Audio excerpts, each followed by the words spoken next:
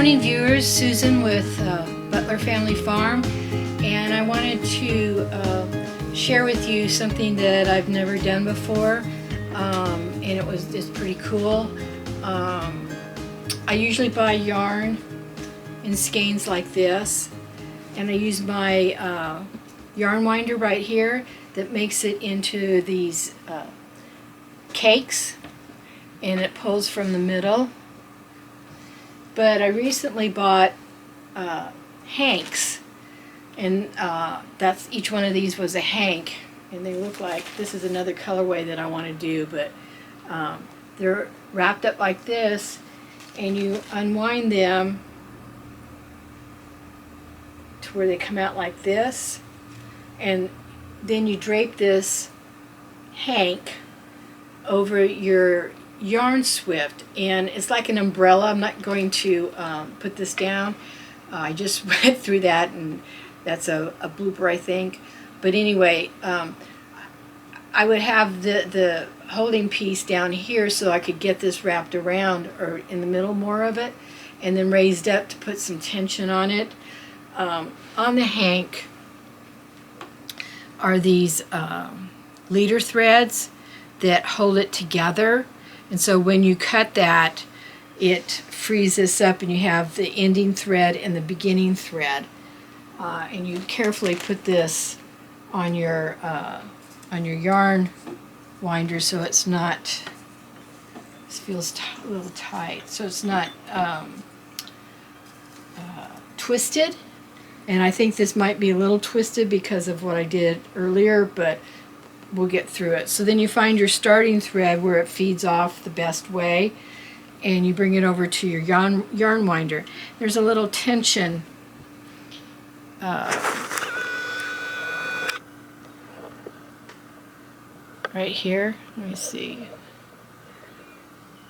There's this tension right here that I'm going to feed this through, and then there's two slits in my winder that I'm going to cross across, and that's how it makes the pull out, this piece here where you can, oops, sorry.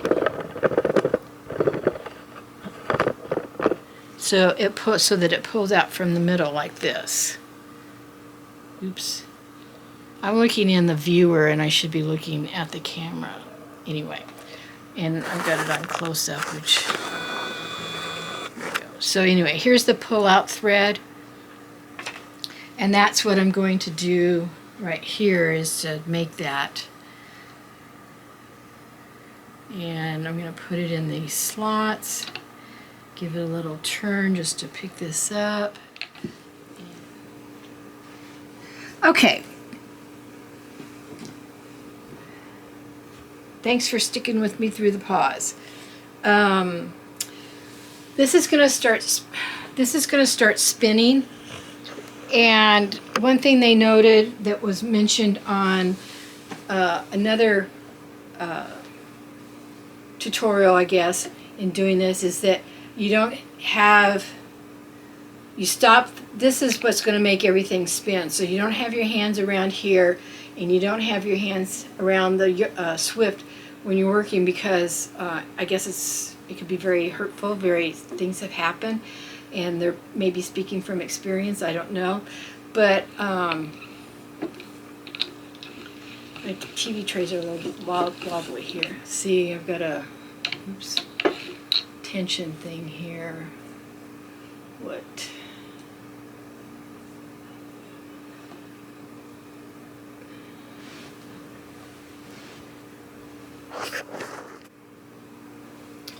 Well, it appears that I had the end string on the winder instead of the startup, so I have we rewound the first string, and now I've I think I've got it right. So anyway, this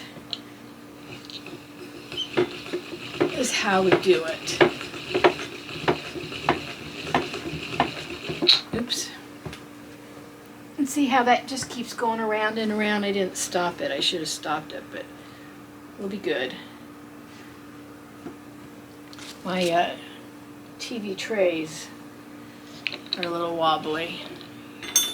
Okay. Supposedly, if I have it right, which it looks like I'm okay, I don't have to have my hand there. They say the plastic one, the plastic yarn swift, you may have to use your hand a little bit, but with the wooden one, it should go much smoother. And I think it's a matter of the height. What happened here? The height of the swifter that dictates if you're going to have a good, okay, this one doesn't go here, good flow. Now I'm going to say that this has been caused by me taking this off earlier and not having it tied together. So, not sure why this.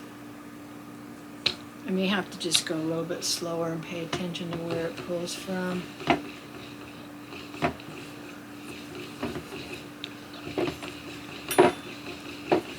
There we go. Anyway, I think it was Bonnie Barker video, and hers was posted 9 years ago too. She said that it usually took her 15-20 minutes to hand wind a hank of yarn, and within a minute to 2 minutes she was able to do this.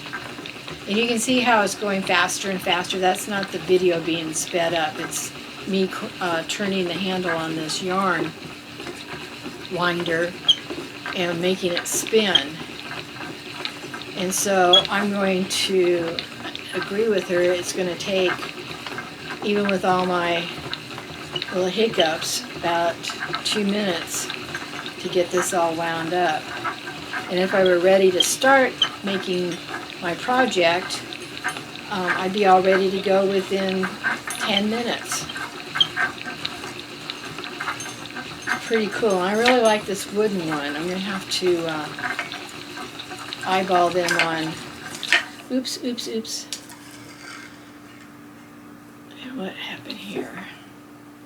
See, on our, what do you call it, the trailer at the beginning of our page, when you click on Butler Family Farm to watch our videos, we say in that description that you get to see the good, the bad, the ugly, and the pretty. And this is, right now this is a bad, because I kind of got it tangled up. But I know what caused it, and there we go.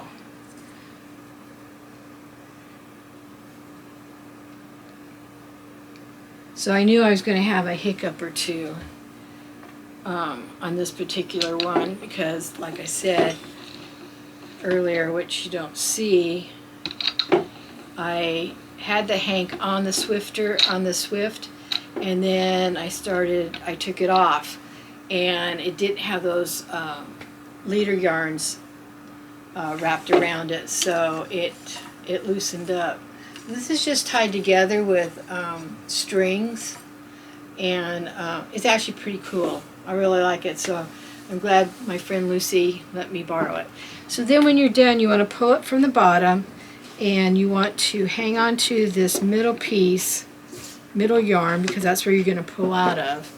And then you, somewhere, yeah, there you go. You pull out of it, and that's when you start either your knitting or your crocheting. I already know what this colorway is because I have, this one's already marked. So I know they go together, and I'm just going to bag them up. But this one you can see how tight it is, so I have to be careful when I crochet with it because it is a crochet project. And then this is a totally different one, but they go together. So it's all fun, and I'm done with that one, and I'm going to do my other colorway. And thanks for watching, and watch the playlist because there'll be more things of my crafts my quilting, my knitting, crocheting, and I've got a couple other ideas in my head that I want to do. So keep a watch and see you on the next one.